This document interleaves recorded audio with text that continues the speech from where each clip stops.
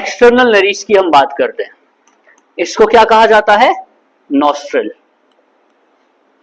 ये होता क्या है?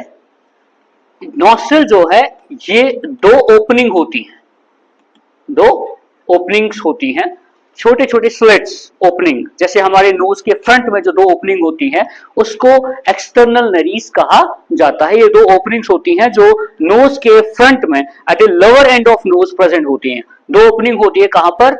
Eight the lower end of nose, lower end of nose, nose के बिल्कुल लोअर एंड पर ये दो ओपनिंग प्रेजेंट होती हैं जिसको नॉस्ट्रिल कहा जाता है या एक्सटर्नल नरीज कहा जाता है।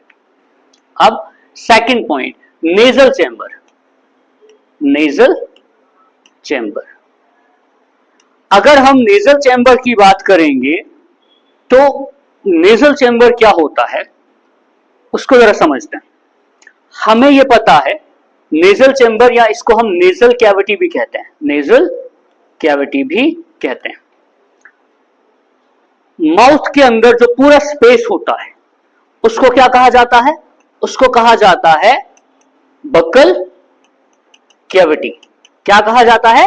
Buccal cavity. जो माउथ के अंदर पूरा रीजन होता है बक्कल कैविटी। और दूसरा होता है नेजल चैम्बर, नोज के अंदर जो पूरा स्पेस होता है खाली उसको बोलते हैं नेजल चैम्बर या nasal cavity. Buccal cavity mouth की कैविटी और ऊपर से नोज आ गई, दोनों के बीच में एक स्ट्रक्चर होता है, उस स्ट्रक्चर को पैलेट कहा जाता है, PALATE। ये एक बोनी स्ट्रक्चर होता है जो बोन का बना होता है। जैसे ये माउथ है, ये यहां पर उसके ऊपर नोज आ गया, ये नोज है, ये माउथ है, माउथ और नोज के बीच में जो स्ट्रक्चर आता है उसको पैलेट कहा जाता है, PALAT। ये बोनी स्ट्रक्चर होता है, नोज को अलग करेगा और माउथ को, बक्कल कैविटी को अलग करेगा। अब जो नेजल चैम्बर होता है इसके बीच में, जैसे ये आ गया पूरा एक नेजल चैम्बर, ठीक, सामने नॉस्ट्रिल है, एक्सटर्नल नरीज जिनको कहा जाता है, ओपनिंग है। ये जो नेजल चैम्बर होता है इसके बीच में एक सेप्टम होता है। सेप्टम मतलब एक किस्म की वॉल जो नेजल चैम्बर को दो सेक्शन में डिवाइड, हमें पता है नोज के अंदर दो सेक्शंस होते हैं ना, तो ये जो एक सेप्टम होता है, नेजल सेप्टम, जो इसको दो सेक्शन में डिवाइड करता है, तो इसको क्या बोलेंगे? इसको बोलेंगे नेजल सेप्टम। और आप सबको पता है कि नोज का जो फ्रंट एंड होता है, सामने वाला जो नेजल, अगर चैम्बर की हम बात करेंगे, ये जो इसका जो फ्रंट एंड होता है ये कार्टिलेजेस का बना होता है, जिस वजह से ये मूवमेंट कर सकता है। लेकिन बैक साइड जो नोज की होती है वो कार्टिलेजेस की नहीं होती है, वो बोन्स की बनी होती है, और वो साइड को आप मूव नहीं कर सकते, है ना। फ्रंट साइड को मूव कर सकते हो लेकिन बैक साइड पर आप मूव नहीं कर सकते क्योंकि इसमें बोन्स होती है।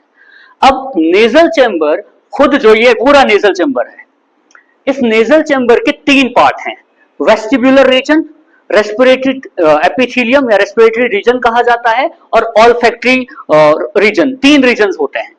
अब वेस्टिबुलर रीजन, फॉर एग्जांपल ये फ्रंट वाला पोर्शन, इसको बोलेंगे वेस्टिबुलर रीजन। इसके बैक वाला रीजन इसको बोलेंगे रेस्पिरेटरी रीजन। इसके बैक वाला रीजन उसको बोलेंगे ऑल्फैक्टरी रीजन। तो कितने रीजन होते हैं? तीन। सबसे फ्रंट में उसको क्या बोलते हैं? Vestibular region. फ्रंट में वेस्टिब्युलर रीजन, जो नेजल चैम्बर का सबसे फ्रंट वाला पोर्शन होता है, वेस्टिब्युलर रीजन इसको कहा जाता है। फिर सेकंड नंबर का जो रीजन है उसको रेस्पिरेटरी रीजन कहा जाता है, और जो थर्ड नंबर वाला, तीसरा जो होता है, उसको ऑल्फैक्टरी रीजन कहा जाता है, ऑल्फैक्टरी। तो तीन रीजन होते हैं नेजल चैम्बर के, सबसे फ्रंट पे वेस्टिब्युलर, उसके बैक साइड में रेस्पिरेटरी, उसके बैक साइड में ऑल्फैक्टरी रीजन होता है।